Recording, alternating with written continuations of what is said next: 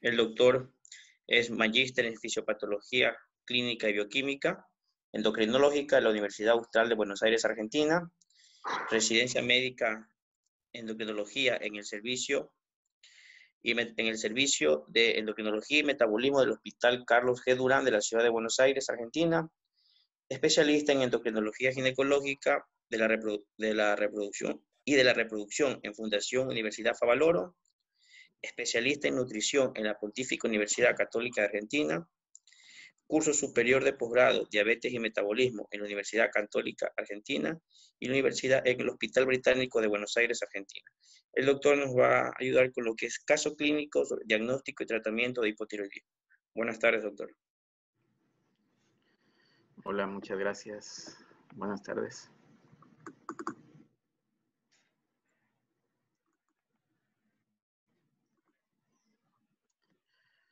No sé si se logra ver, tal vez. Ya se está compartiendo, doctor. Ya, ahora sí, doctor.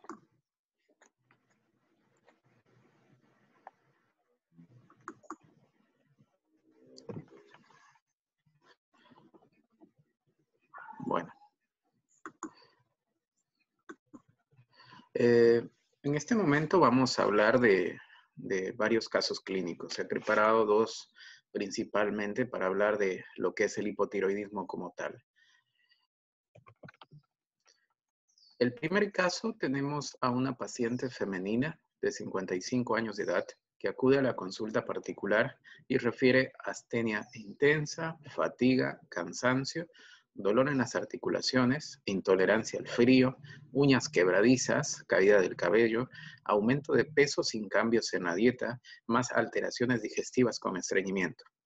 Ha presentado lo que son episodios de mareo por 3 ocasiones, así como también presenta edema palpebral y todo ello con 8 meses de evolución aproximadamente. En este caso, se pide lo que es la analítica completa y laboratorios de perfil tiroideo, más una ecografía del cuello. Para pasar a los siguientes datos. De por sí, el hipotiroidismo es un déficit de secreción de hormonas tiroideas, que está producido por una alteración orgánica o funcional de la secreción glandular, ya sea por un déficit de estimulación hipofisaria o por un déficit de estimulación hipotalámica. Esta es una enfermedad muy frecuente y tiene una incidencia anual entre 1 o 2 por 1000 habitantes y es muy superior en el sexo femenino. Al ser un trastorno que resulta de una insuficiente actividad hormonal tiroidea, es necesario siempre tener en cuenta que toda esta situación de las que le estoy mencionando es necesario para poder mantener funciones metabólicas normales del organismo. En sí, el hecho de que la propia glándula falle constituye lo que es un hipotiroidismo primario. Ahora, si existe alguna alteración en la producción o la secreción de TSH, estamos hablando de un hipotiroidismo secundario. Pero en cambio, si la falla o la disfunción está a nivel hipotalámico, estamos hablando de un hipotiroidismo terciario. En nuestro país no existen estadísticas de por sí oficiales sobre esta patología. Sin embargo, en base a varios estudios locales o en varios estudios universitarios, sobre todo en Ecuador, la incidencia se ubica entre un 5 a 1% con una mayor prevalencia en mujeres y sobre todo mayores de 65 años. Ahora, de acuerdo a todo esto, el 65% de los casos de hipotiroidismo en el país son provocados por reacciones autoinmunes hacia la glándula tiroides. Ahora, el 22% presentan un déficit de yodo y tan solamente el 1% se produce por fármacos que bloquean lo que es la producción de hormonas tiroideas. Ahora, ¿cuáles serían las condiciones clínicas a considerar para poder hacer una evaluación tiroidea? Principalmente, debemos evaluar a todas las mujeres embarazadas, debemos evaluar a las mujeres en edad fértil o mayores que sobre todo sean mayores de 60 años, sobre todo en búsqueda de hipotiroidismo. Debemos evaluar a personas o pacientes que están en tratamiento por radiación de tiroides. Debemos evaluar en pacientes que fueron sometidos a cirugía de tiroides o una historia de disfunción tiroidea. Debemos evaluar a los pacientes diabéticos tipo 1, generalmente por la cantidad de anticuerpos que pueden llegar a tener, a una historia de enfermedad autoinmune como el vitiligo, el síndrome de Sjögren, el lupus eritematoso sistémico o una artritis reumatoidea.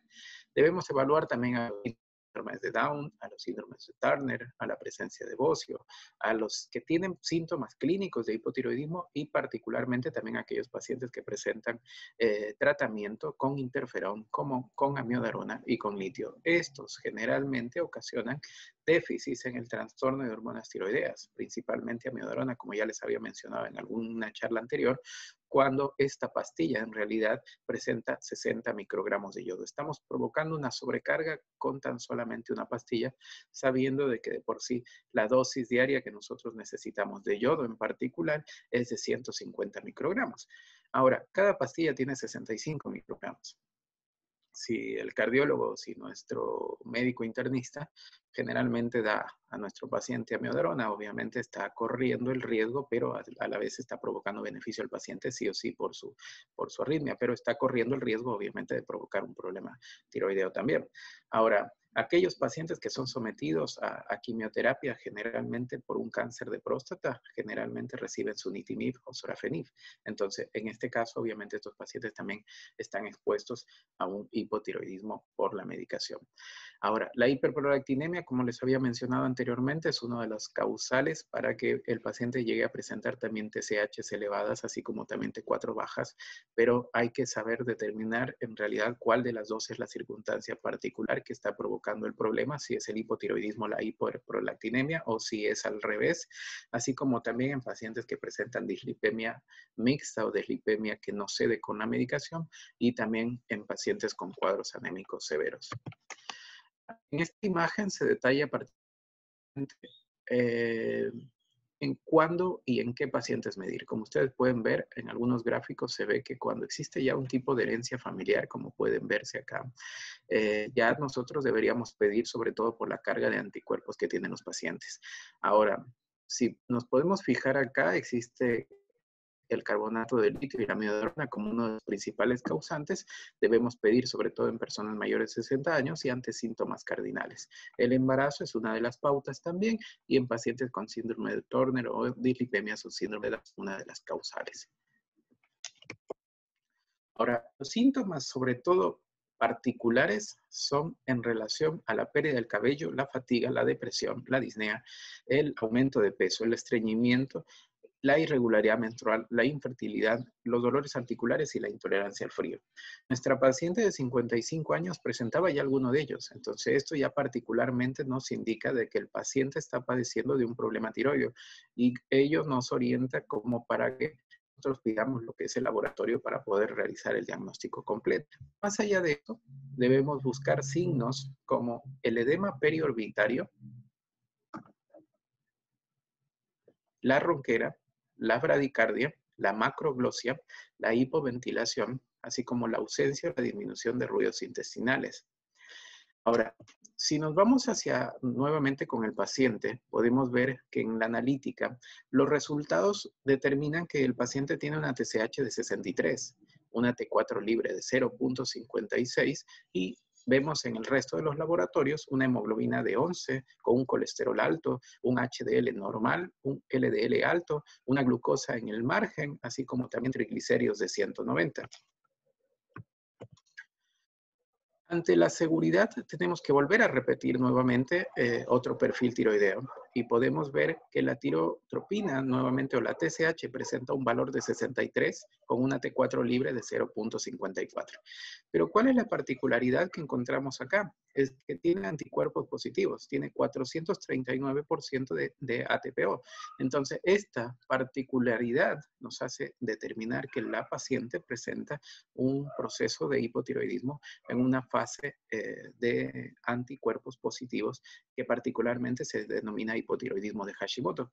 Pero ¿cuál es la otra particularidad? Cuando pedimos lo que es la ecografía, nos viene una tiroides de tamaño en el límite inferior de lo normal. Está totalmente hipoactiva, tiene una hipoecogenicidad difusa.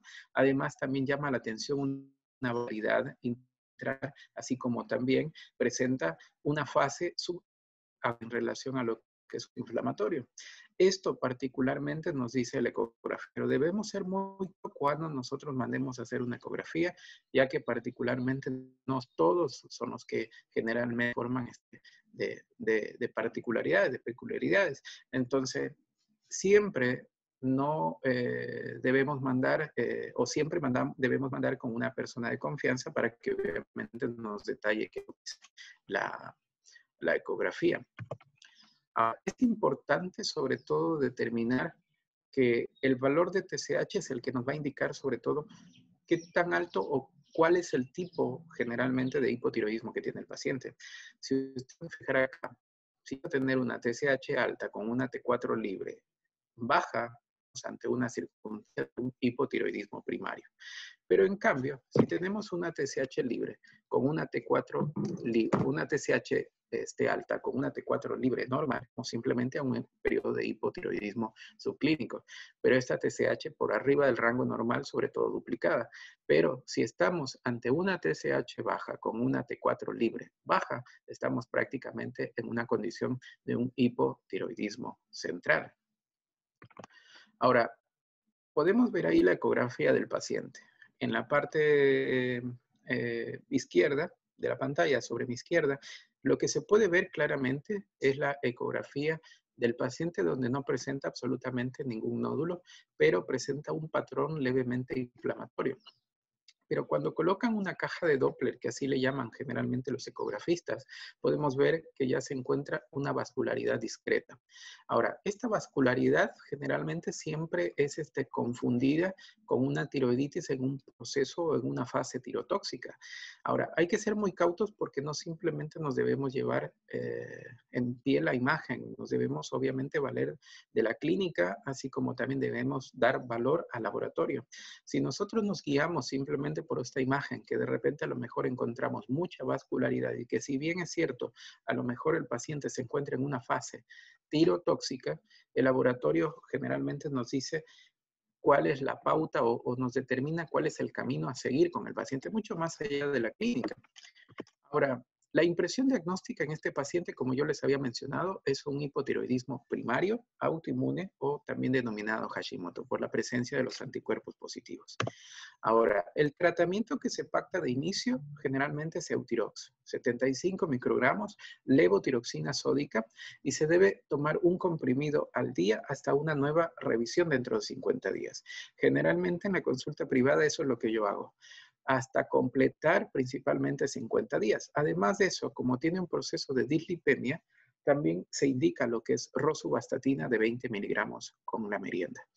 Ahora, ante la revisión, luego, después de 50 días, hemos logrado llevar al paciente a una TSH de 1.82, con un perfil lipémico con valores normales. Ahora, ¿dejamos al paciente prácticamente a la deriva? No, obviamente no. Necesitamos seguir haciendo una revisión a los 6 meses. Pero debemos informarle al paciente que una vez que ya el paciente toma la medicación, la de 75 microgramos o la dosis que nosotros le calculemos, generalmente en un margen de 24 a 48 horas, se va a sentir mejor. Pero ¿cuándo se va a sentir de una forma plena? Es en el margen de 7 días, porque la vida media de la levotiroxina es prácticamente 7 días. Entonces, en realidad, en 7 días el paciente prácticamente se va a sentir mejor. Y este dato generalmente a nosotros nos sirve también para saber si en realidad el paciente viene tomando bien la medicación. ¿Por qué? Este es un tip prácticamente. O sea, nosotros mandamos a hacer el laboratorio al paciente y resulta que, por ejemplo, mañana nos viene con una dosis, con una TSH de 4.50, mañana lunes. Ahora, si nosotros le hemos dado la dosis plena y realmente le hemos dado la medicación tal cual como se lo hemos prescrito y él la ha tomado, obviamente va a estar con valores normales. Pero en cambio, si el valor es alto a pesar de la dosis, simplemente lo que tenemos que hacer es primero o preguntar cómo tomó la medicación o preguntar si estuvo tomando la medicación y de repente a lo mejor no cambió la marca. Estas particularidades siempre se deben tomar en cuenta porque si no, capaz que nosotros logramos interpretar de que tengamos que subir la dosis por esta particularidad. Pero hay que tomar en cuenta que si hace 7 días nosotros le preguntamos, le decimos al paciente, bueno, ¿sabe qué? Vamos a hacer memoria, ¿qué es lo que pasó hace 7 días? Y entonces ahí realmente el paciente dice, bueno, me olvidé una, me olvidé dos, cambié de marca, la tomé después de la comida y cosas así. Así que esa es la particularidad que al menos a uno le hace pensar que realmente los valores no son aceptables debido a, debido a estos factores. Pero luego, después de la revisión de los pacientes, después de la revisión a los 6 meses, podemos darnos cuenta que la dosis prácticamente tiene que cambiar. ¿Por qué? Porque ya el paciente ya nos vino con una TSH de 0.60 y al tener 55 años no queremos que este paciente obviamente esté con su presión por hormona tiroidea. Entonces, lo que tenemos que acá es jugarle un poco a la dosis y como motivo, debido a la autoinmunidad que tiene, debemos empezar a bajar la dosis de acuerdo a según el criterio. Entonces, podemos hacer que los días sábados tome 50 y podemos pautar en que la levotiroxina la tome de lunes a viernes 75. Todo con el beneficio para que el paciente obviamente tenga mejores resultados de acá en el margen de 2 meses. Ahora, sí, el tratamiento es con levotiroxina y debemos tener como pautas principales que si la TSH se encuentra entre 4.5 y 10, debemos realizar el tratamiento si la paciente está embarazada, si tiene anticuerpos positivos o si también el paciente se encuentra en un estado depresivo con esos valores. Pero este asunto, el último que les estoy mencionando, es controversial. Ahora, no realizamos principalmente tratamiento con levotiroxina si el paciente tiene un alto riesgo de arritmia, si el paciente es mayor de 85 años y debemos repetir sobre todo la TSH en el margen de 2 o 3 meses. Ahora, algunos laboratorios ya nos reportan sobre todo parámetros en el margen de lo que es entre los 40 y los 60, entre los 80 y por arriba de los 80 años. Debemos fijarnos que en sí la TSH sea prácticamente propia de la edad.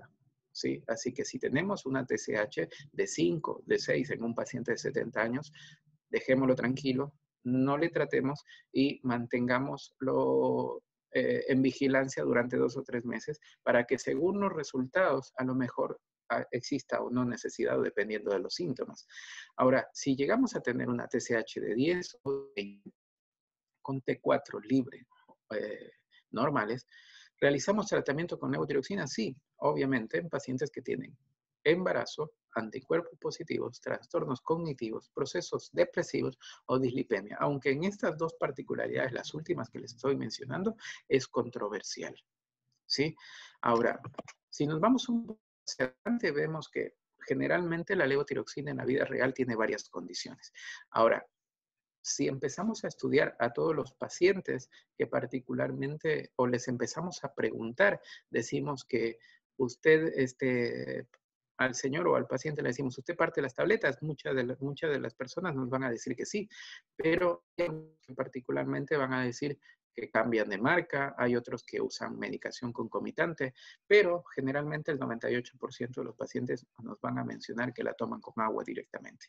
Pero el 25% de los pacientes terminan prácticamente cambiando de marca, pero un 10.6% los pacientes terminan partiendo la pastilla. A veces lo hacen por comodidad o a veces lo hacen por economía, a pesar que la levotiroxina como tal no es una medicación tan costosa, pero hay algunos que logran en sí, debido a la cantidad de cajas que a veces llegan a tener en la casa, terminan completando dosis por pedacitos, cuando no es lo más recomendable.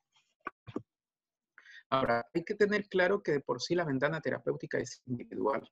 O sea, hay muchos pacientes que se pueden sentir mejor con una TSH entre 0.5 a 5, pueden estar bien entre un margen de 1 a 3, o pueden estar mejor entre 0.5 a 1. Pero hay que tomar en cuenta que en sí el tratamiento de por sí es individualizado del paciente. ¿Sí? Hay algunos que pueden estar bien con alguna dosis y hay otros que obviamente pueden estar mal. Ahora, tomar como advertencia a que los pacientes generalmente, como regla general, sea la misma marca del fármaco. Se debe pregonar el uso continuo, hacerle entender que prácticamente la pastilla la tiene que tomar toda su vida y que cambiar la dosis de repente es significativo, pero nunca se debe cambiar la marca y que además solamente el médico, el especialista, el endocrinólogo es aquel que particularmente debe manejar a este paciente y es el único autorizado para poder cambiar la marca principalmente del fármaco. Ahora, cada vez que existe particularmente algún tipo de cambio en cualquiera de las particularidades que yo les estoy mencionando, siempre obliga a que el paciente sea seguido de una forma más cercana. Prácticamente, si hay cambio de dosis, si hay cambio de marca, si de repente a lo mejor no tiene un uso continuo de la medicación, simplemente lo que tenemos que hacer es evaluar al paciente en el margen de 50 días a 2 meses para ver realmente cómo vamos a titular la dosis. En el número 2 tenemos a una paciente de 31 años sin hábitos tóxicos ni alergias, tampoco tiene hipertensión, tampoco diabetes ni tampoco dislipemia. No ha tenido intervenciones quirúrgicas y ha tenido 3 abortos en los últimos 2 años. El único tratamiento diario que le realizan es levotiroxina 25 microgramos cada 48 horas. Fíjense en este detalle. Ahora, la paciente actualmente está embarazada y tiene 16 semanas. Está asintomática y es remitida después de un largo tiempo, después de 3 abortos y después de haberle hecho el diagnóstico supuestamente por un hipotiroidismo con una TSH de 8 mililitros por mililitro al médico especialista. Entonces, en el estudio de abortos a repetición, generalmente no se había hecho particularidades preliminares, pero tan solamente lo que tenía es los anticuerpos IASA positivos y tenía TSH normales.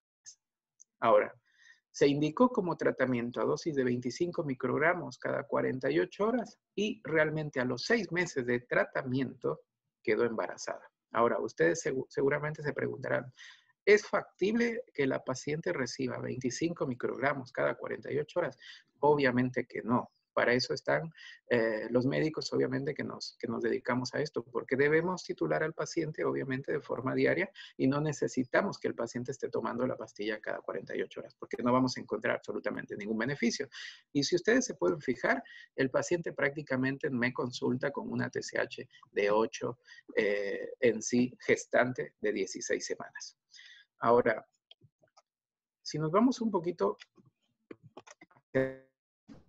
podemos ver que la tiroides y el embarazo particularmente existe como un versus en relación a lo que es embarazo y la fisiología. Los cambios fisiológicos que se presentan son una verdadera puesta a prueba en relación a lo que es la glándula tiroides materna con el impacto en su estructura y la funcionalidad. La condición del embarazo hace que particularmente la tiroides se comporte de otra forma. Esto tiene que ver mucho en realidad con el manejo y la demanda del yodo que tenga principalmente la glándula en una condición de embarazo. Ahora, si ustedes se pueden fijar, en el primer trimestre, de acuerdo a los valores de HCG que aumentan, también particularmente los niveles de TSH, así como de T4 libre, se elevan. Esta TSH generalmente en el margen de la 10ª semana va a estar por debajo del límite de referencia, tanto así que puede estar suprimida, pero esto particularmente no nos dice que la paciente está en una condición de hipertiroidismo, está en una condición donde la HCG, que es la que generalmente da positivo en las pruebas de embarazo, la tiene muy, pero muy alta y que como consecuencia altera lo que es una proteína transportadora de tiroglobulina y que lo que hace es generalmente alterar los valores de T4 y como posterior consecuencia bajar los niveles de TSH. Ahora, ¿cuándo se produce la recuperación de este eje? Recién en el margen de la semana 16. En exposiciones anteriores ya el doctor Olger nos había comentado en relación a todo esto, pero hay que tomar en cuenta que ya los valores se van cada vez normalizando de acuerdo a la condición, pero todo este gráfico que ustedes pueden ver acá son los cambios típicos de la función tiroidea durante toda la gestación. Ahora, seguramente ustedes se preguntarán, ¿pero qué le pedimos a una mujer embarazada? ¿T4 total o T4 libre? Obviamente que T4 libre nos sirve mucho más. ¿Por qué? Porque así como aumenta el HCG, también aumentan los estrógenos. Entonces, como consecuencia, los estrógenos alteran la proteína transportadora y esto hace que obviamente se fije menos T4 total. Entonces, la T4 libre, que está más libre, como dice el nombre, obviamente es la que nos va a dar mucha más sensibilidad y mucha más especificidad en el tratamiento del paciente, sobre todo gestante con hipotiroidismo. Ahora, estas particularidades que les estoy mencionando se detallan acá. Primero, aumenta T4 por el aumento de la TBG con disminución transitoria de T4 libre, por una acción tiroestimulante de la HCG placentaria, por una degradación de las T4 desalogenasas placentarias y por un aumento en el filtrado glomerular versus o igual a la disminución del yoduro. Todo esto, como consecuencia, nos lleva a que el paciente en sí presente un bocio difuso, que a la vez es transitorio. La paciente embarazada de por sí hay que tocarle el cuello porque podemos encontrar ya este bocio difuso, pero hay que hacerle entender que de por sí esto es transitorio. Ahora, la TBG o transportadora de hormonas de tiroglobulina, su incremento se debe a un hiperestrogenismo y así como también la HCG aumenta durante el primer trimestre provocando lo que es un aumento de T4 libre, que a la vez inhibe lo que es TSH. Y luego del tercer mes, como ustedes se pueden fijar, recién desciende y se normaliza la TSH de forma normal, de forma progresiva. Los cambios fisiológicos que se dan particularmente son, en forma resumida, aumento de la TBG, aumento del HCG, aumento de las desionidasas tipo 3, las que originan principalmente la formación de T4 y T3, la presencia de bocio y un aumento en el clearance de yodo. Ahora, si nos vamos hacia el cambio en los laboratorios, tenemos que existe mayor T3 y T4 plasmática total aumentada, tenemos una mayor cantidad de T4 libre y disminución de TSH, una disminución de la tiroglobulina, así como también una disminución en la producción hormonal en áreas sobre yodo deficientes. Ahora, ¿cuál es el factor que produce particularmente el problema a nivel del embarazo? ¿Es una dificultad o es la interrupción en la transferencia placentaria que produce mayor conversión de T4 a T3 y de T3 a 4, de T3 y T3 a T4 y de T3 reversa a T2 respectivamente? Todo como consecuencia de alteraciones sobre todo a nivel de las desalogenasas, sobre todo por un mal manejo en la cantidad de yodo. Como yo les había mencionado, son 150 microgramos de yodo lo que necesita en sí el paciente, más aún una mujer embarazada. Ahora, resulta que si por falta de aporte no le llegan los 150 microgramos, obviamente las desalogenasas todas cambian. Ahora, particularmente en la 12ª semana ya se forma la tiroides fetal. El desarrollo neurológico ya se realiza en el primero y segundo trimestre y las hormonas tiroideas ya maternas son transferidas en el feto a nivel de la semana 18 o 20. Así que según cómo manejemos nosotros la circunstancia durante las primeras semanas, obviamente vamos a llegar a tener un buen funcionamiento fetal en relación a lo que es la tiroides, ¿sí? Ahora, los niveles hormonales generalmente aumentan a la mitad de la relación a lo que es en el feto, alcanzan valores adultos, valores a nivel de lo que es adultos a la semana 36 y generalmente T4 total y T4 libre aumentan en el primer día y después luego se normalizan después del nacimiento. Hay que tener claro principalmente estos factores ya que de repente a lo mejor terminamos confundiendo pacientes o recién nacidos con valores altos o bajos como pacientes que lleguen a tener problemas tiroides cuando así no lo son. Generalmente los valores son altos durante las primeras semanas, pero luego de eso se van normalizando de acuerdo a la circunstancia. Ahora, hay que tener en cuenta que la anovulación es una de las alteraciones, sobre todo ginecoendocrinas, más frecuentes en mujeres con hipotiroidismo primario. Pero hay que tomar en cuenta que el 35% de las mujeres con hipotiroidismo primario no pueden embarazarse, pero solamente el 10% de ellas que presentan un hipotiroidismo subclínico son particularmente las que presentarían el problema como tal. Pero de por sí, el hipotiroidismo subclínico o clínico no impide la posibilidad de concebir. Incluso muchas mujeres que tienen hipotiroidismo han llegado a concebir. El problema es que lleguen a la semana 12 o a la semana 16 y de repente a lo mejor terminen abortando, como la paciente que acabo de detallarles. Ahora, si seguimos con esta paciente, tenemos que a la exploración física encontramos que la paciente está en un buen estado general, presenta una presión arterial de 120/75, tiene 5 kilos, tiene una frecuencia cardíaca de 75 latidos por minuto, no se palpaba ningún nódulo ni tampoco adenopatías. Pero los valores principalmente que les había mencionado es que tiene una TSH de 8, una T4 libre dentro de valores normales y los anticuerpos francamente positivos, 250 unidades por mililitro. Ahora, las repercusiones, sobre todo en el paciente con hipotiroidismo embarazada, son el desprendimiento placentario, la rotura prematura de membranas, la hipertensión y la preeclampsia, pero una de las particularidades, las primeras que sobre todo se presentan en el margen de la semana 12 o la 16, es el aborto, entre un 29 a un 38%. Ahora, en relación a lo que es las repercusiones, sobre todo de una paciente que no es tratada de forma adecuada, son la prematurez y el bajo peso, el distrés respiratorio, la muerte fetal, las malformaciones congénitas y el ingreso a terapia intensiva neonatal. Ahora, ¿existe generalmente repercusión neurointelectual en la descendencia? Pues sí. Aquellos niños, principalmente en estudios que fueron realizados a finales del año 99, nos pueden o nos identifican que existen niños de 62 mujeres con TSH elevada que presentaron alteraciones en el IQ. Esto es en el estado de coeficiente intelectual. Así pues, estos niños presentaron 4 puntos menos que los niños que habían nacido de pacientes prácticamente tratadas. Ahora, el 77% de todos estos pacientes tenían anticuerpos positivos.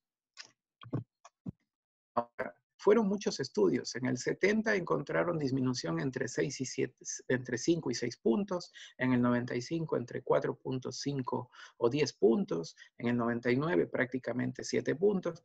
Así como también una disminución en el intervalo, en el coeficiente intelectual menor a 85, particularmente en estos pacientes que no recibieron tratamiento. Ahora, en la visita de la paciente, obviamente se indicó 75 microgramos diarios de levotiroxina. Ahora, esta dosis fue la que mantuvo una TSH dentro de rangos en controles realizado cada 4 semanas durante el primer.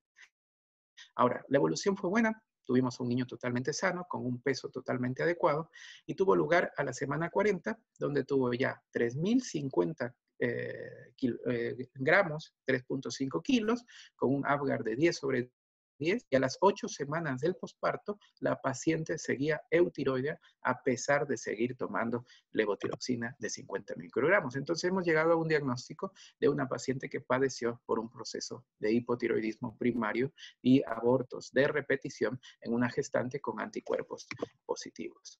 Ahora, si nos vamos a cómo hacer el seguimiento principalmente de los pacientes gestantes con levotiroxina, es que de por sí debemos seguirla cada 4 semanas. Debemos tomar en cuenta el de la dosis de levotiroxina.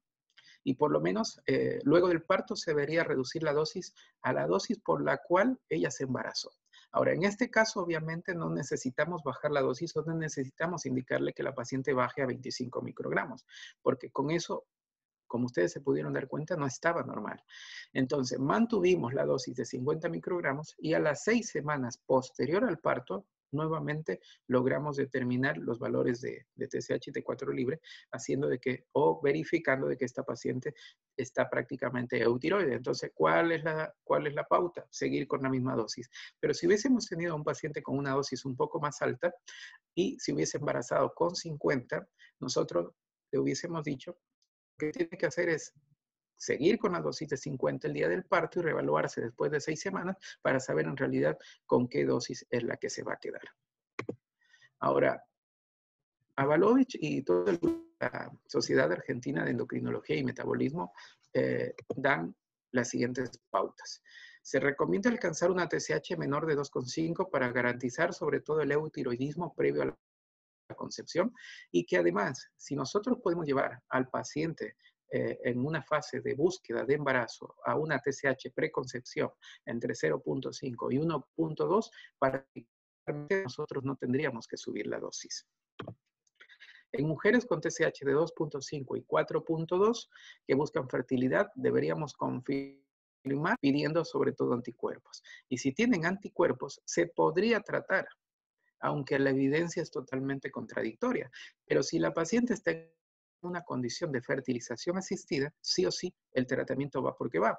Ahora, la realización de la famosa prueba de TRH, nosotros lo hacíamos en la residencia de endocrinología, acá no se hace porque no hay ampollas, podrían ayudar a definir el estado de la paciente. Pero esto, al no encontrar acá, obviamente nosotros tenemos que jugárnosla con la clínica y con el estado del paciente para poder determinar si requiere o no tratamiento. ¿Cómo debe ser el manejo descubierto sobre todo en el embarazo del hipotiroidismo? ¿Se recomienda sobre todo tratamiento con levotiroxina en mujeres embarazadas? Sí, la recomendación es totalmente positiva y sobre todo en aquellas que tienen anticuerpos positivos. Y se sugiere generalmente mantener dosis entre 1.2 a 1.4 o 2.3, dependiendo de los valores que nosotros encontremos en el margen del embarazo. Ahora, ¿es posible tratar o es posible definir a una paciente en un estado de hipotiroxinemia, una condición de tratamiento? Pues no. Simplemente en estos estados de hipotiroxinemia, cuando encontramos a pacientes que tienen una T4 baja con TSH normal, podemos definir que prácticamente la paciente presenta una baja cantidad de T4 y que obviamente que necesita es un alto contenido de yodo debido a que no produce testosterona como tal y no que particularmente tiene un hipotiroidismo. Entonces, para terminar, generalmente debemos realizar un ENI principalmente en pacientes con factores de riesgo, ya lo dice la Europea de Tiroides en el 2014, así como la ENDO 2012 o la ATA del 2011. Está abierta la discusión, si quieren podemos hablar de esto. En personas con hipotiroidismo previo al embarazo, obviamente debemos ajustar la dosis a que ésta sea menos de 2,5 o tratar de llevar al paciente a una TSH de 1.2. El diagnóstico durante el embarazo debemos realizar sobre todo la TSH o debemos llevar a la paciente a estados o a valores sobre todo que marquen un primer trimestre, un segundo tercer trimestre. Los valores son totalmente, por eso es que debemos ir siempre al paciente de forma cercana. En circunstancias de infertilidad, sí, porque existe mayor incidencia, sobre todo de autoinmunidad tiroidea, y estos pacientes generalmente son habituales, ¿sí? Debemos realizar un monitoreo periódico y ante una hipotiroxinemia, según que le estaba mencionando, obviamente no debemos tratar, porque por más que tratemos no estamos beneficiando al paciente, sino que más bien lo que tenemos acá es que tratar de suplementar un poco el yodo en el paciente con vitaminas, sobre todo prenatales, o de repente con un aporte un poco más de yodo de origen alimenticio para poder ayudarle a la paciente para que no tenga alteraciones, sobre todo en su niño, sobre todo de neurodesarrollo o de crecimiento. Muchas gracias a todos.